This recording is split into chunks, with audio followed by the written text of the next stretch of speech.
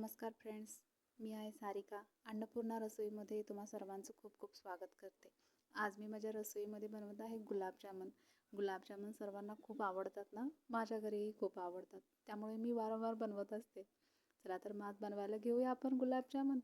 रसरशीत, soft असे जाळीदार गुलाबजामुन बनवायचे आहेत ना.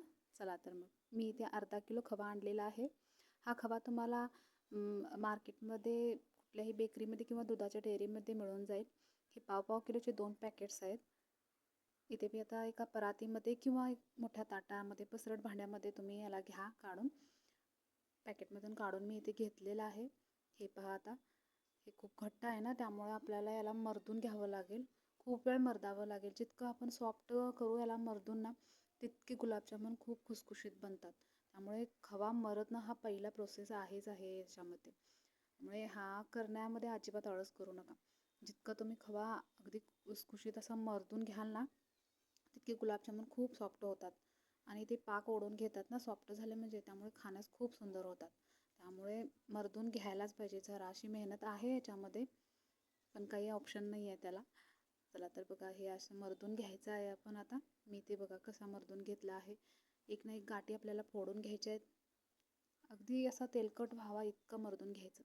इथे मी गव्हाचं पीठ वापरत आहे. याच्यामध्ये 1 वाटी गव्हाचं पीठ मी अर्धा किलो खव्यासाठी 1 वाटी गव्हाचं पीठ वापरलं आहे. तुम्ही मैदा किंवा काहीही वापरू शकता. इथे मी पाव चमचा बेकिंग सोडा घालत आहे. ते बेकिंग पावडर म्हणू शकता तुम्ही. ते घालून एकसारखं मळून घ्यायचं, थोडंसं मर्दून घ्यायचं. याच्यामध्ये आता मी पाण्याऐवजी दूधच वापरते. मी नेहमी दूधच वापरते. तुम्ही पाणीही वापरू शकता, पण शक्यतो दूधच वापरा, कारण जास्त नाही लागत. इथे मी 2 चमचे तूपही ॲड करत आहे. तुपामुळे त्याला एक सॉफ्टनेस येईल आणि खाण्यामध्ये ना एक वेगळे स्वाद येतं त्याच्यामध्ये. त्यामुळे तुम्ही तूपही 1-2 चमचे वापरा त्याच्यामध्ये. मी अशा पद्धतीने नेहमी असेच करते आणि खरंच कधीही बिघडले नाहीत माझे गुलाबजामुन. हे पहा, थोडं थोडं असं करून असं दूध घालून घ्या. एकदम ओतू नका दूध, नाहीतर ते पातळ होऊन बसेल. त्यामुळे थोडं थोडं कसं लागेल तसं वापरा दूध. एकदम अजिबात ओतू नका दूध. थोडं थोडं ओतून असा एक गोळा तयार करून घ्या. आपल्याला ही कणिक जास्त घट्टही नाही मळायची आणि जास्त पातळही नाही करायची, मीडियममध्ये ठेवायची. हे पहा, आता माझा इथे गोळा तयार झालेला आहे, तुम्ही पाहू शकता. अशा प्रकारे हा गोळा मी इथे तयार करून घेतला आहे. याला आपण एक 10 ते 15 मिनटं रेस्टला ठेवूया. आता याच्यावरती एक कापड झाकून एक 10 ते 15 मिनटं रेस्ट करायला ठेवू शकता तुम्ही. त्याच्यापेक्षा जास्त नाही ठेवायचं. एक 10 ते 15 मिनटं भरपूर आहे. चला तर इथे आपला कणकीचा गोळा तयार झालेला आहे. मी आता इथे पाकाची तयारी करणार आहे. यासाठी मी गॅसवरती पातेले ठेवून त्याच्यामध्ये आता साखर घालते. आपल्याला आता अर्धा किलो खवा आहे ना, मग अर्धा किलो साखर घ्यायची आहे. 1 किलो खवा असेल तर 1 किलो साखर वापरा, आणि माझा इथे अर्धा किलो आहे त्यामुळे मी अर्धा किलो वापरते.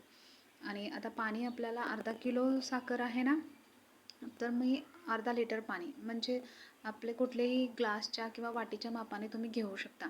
जर साखर 2 वाटी असेल तर पाणी 2 वाट्या वापरा. साखर 4 वाटी असेल तर 4 वाटी. ग्लासनं घेत असाल तर 4 ग्लास, 2 ग्लास असेल तर 2 ग्लास तुम्ही पाणी घ्या. मी इथे अर्धा किलो साखर आहे, अर्धा लिटरच्या पाण्याच्या मापाने मी 2 ग्लास पाणी इथं वापरत आहे. हे पहा इथं. चला तर आता आपण पाक बनवायला ठेवूया. जोपर्यंत आपला पाक बनतो ना, तोपर्यंत मी इथे गोळे तयार करणार आहे. पटापटा जितके होईल तेवढं लवकर मला गोळे बनवून तयार करायला पाहिजेत, जोपर्यंत पाक तयार होईल तोपर्यंत. हे पहा, असे थोडेसे मर्दून, असे हलक्या हाताने मर्दून घ्यायचे हे गोळे तयार करण्यासाठी आपल्याला. आणि आता एका चाकूने याला कट करून एका साईजने कट करून घ्या, म्हणजे गोळे मोठे छोटे असे नाही होणार, एका आकाराचे होऊन जातील. त्यामुळे ते दिसण्यालाही छान वाटतात, मुलांना खाण्यालाही छान वाटतात ना. अशा प्रकारे हे गोळे बनवून घ्या. हलक्या हाताने तुम्ही असे गोल गोल गोल गोल फिरवून तयार करून घ्या. बघा, काही चिरले नाहीत, काही नाहीत, कारण आपली कणिक व्यवस्थित बनली असेल ना तर ते गोळे नाही चिरणार. इथे मी 2 प्रकारच्या साईजचे गोळे बनवले आहेत. मुलांना ना असे वेगवेगळ्या साईजचे आकाराचे बनवलेले गोळे वगैरे ना, गुलाबजामुन खाण्यामध्ये त्यांना इंटरेस्ट येतो. त्यामुळे मी अशा आकाराचे गुलाबजामुन बनवलेले आहेत. तुम्हीही नक्की अशा आकाराचे बनवून पहा. चला तर इथे गोळे सगळे बनवून तयार आहेत आपले. इथे पाकही आपला रेडी झालेला आहे. हे पहा, पाक 5 ते 7-8 मिनिटे मी उकळला आहे. आता पाकाचं भांडं मी साईडला ठेवते गॅस बंद करून. आता इथे आपण गुलाबजामुनचे गोळे तळायला घेऊया. त्याच्यासाठी मी इथे तूप वापरते आहे तळण्यासाठी. तुम्ही तुपाऐवजी तेलही वापरू शकता, डालडाही वापरू शकता. जे तुम्हाला जमेल ते तुम्ही घेऊ शकता. माझ्याकडे तूप होतं, मी घरी तयार करते तूप, त्यामुळे तूप होतं, मी तुपामध्येच तळत आहे. पण तूप गरम करताना एक गोष्ट नक्की लक्षात ठेवा, तूप नेहमी मीडियम गॅसवरतीच गरम करा. जर तुम्ही हाय फ्लेमवरती तूप गरम केलात तर गुलाबजामुन करपण्याचे खूप चान्सेस असतात. त्यामुळे अजिबातच तुम्ही मोठ्या गॅसवरती तूप गरम करूनच नका. मीडियम गॅसवरतीच तूप गरम करा आणि ज्यावेळेस तुम्ही गुलाबजामुन टाकता सुरुवातीला त्यावेळेस गॅसचा फ्लेम अगदी लो करा. स्लो करा.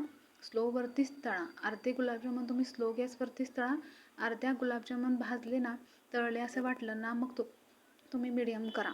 मीडियम आणि स्लो ह्या दोन्ही प्रोसेसवरतीच तुम्ही गुलाबजामुन तळून घ्या.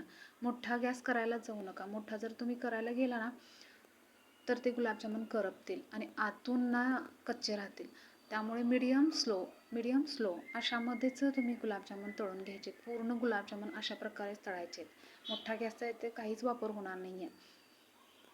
हे पहा, म्हणजे गुलाबजामुन तळून अगदी तयार आहेत. बघा हा किती सुंदर कलर आलेला आहे. अशा कलरवरती येईल तोपर्यंत तळा. तुम्हाला जर अजून काळा कलर पाहिजे असेल तर काळा गुलाबजामुन अजून सुद्धा काळा होऊस तोपर्यंत तुम्ही तळू शकता. मला अशामध्येच आवडतात त्यामुळे मी असाच कलर ठेवते. ह्याच्यामध्ये जी काही काळी कचरा चिटकलेला आहे गुलाबजामुनचा तो मी काढून घेते. तेल स्वच्छ होईल असं त्याच्यामध्ये जे असतं ना कचरा ते काढूनच घ्यायचा आणि मग दुसरी खेप टाकायची. हे पहा, मी इथे आता दुसऱ्या आकाराचे बनवलेले गुलाबजामुन टाकलेत. लांब आकाराचे बनवलेत मी. सगळे मी मीडियम गॅसवर गॅसवरतीच तळत आहे. तुम्ही पाहू शकता इथे हे तळलेले गुलाबजामुन मी पाकामध्ये सोडले आहेत. हे पहा, म्हणजे दुसरी खेपही तळून झालेली आहे. बघा किती फुगलेत, किती सॉफ्ट दिसतात. बघा किती फुगलेत. इथे मी वेलची पावडर टाकायची विसरली. मी आता टाकली. आता चालतं, तुम्ही सुरुवातीलाही टाकू शकता, नंतरही टाकू शकता, कारण अजून गुलाबजामुन आपले मुरूस तोपर्यंत ते त्याच्यामध्ये मिक्स होऊन जाईल. हे पहा, मी हे जे तळलेले गुलाबजामुन हे पण पाकामध्ये सोडते. जसे जसे तळून होतील ना तसे तसे तुरंत लगेचच तुम्ही त्याच्यामध्ये पाकामध्ये टाकायचे. गरम गरम गुलाबजामुन पाकामध्ये टाकले ना ते लगेच पाक खेचून घेतात.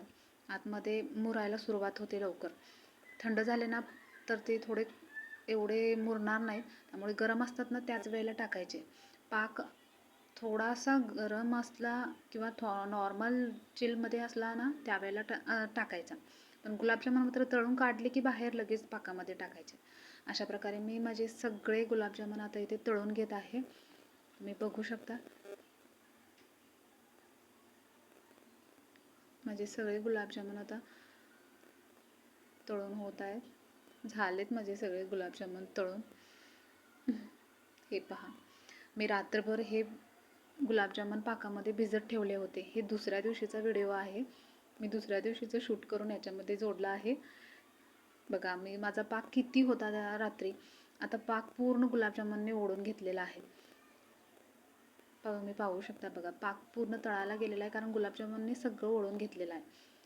बघा मी ते यात गुलाबजामुन काढून घेतलेत एका बाउलमध्ये तुम्हाला दाखवण्यासाठी. मी तुम्हाला एक कट करूनही दाखवते. बघा आत किती सॉफ्ट झालेत. बघा तुम्ही, अजिबात कडक नाहीच झालेत, अगदी सॉफ्ट झालेत. मी हातानेही तोडून दाखवते तुम्हाला.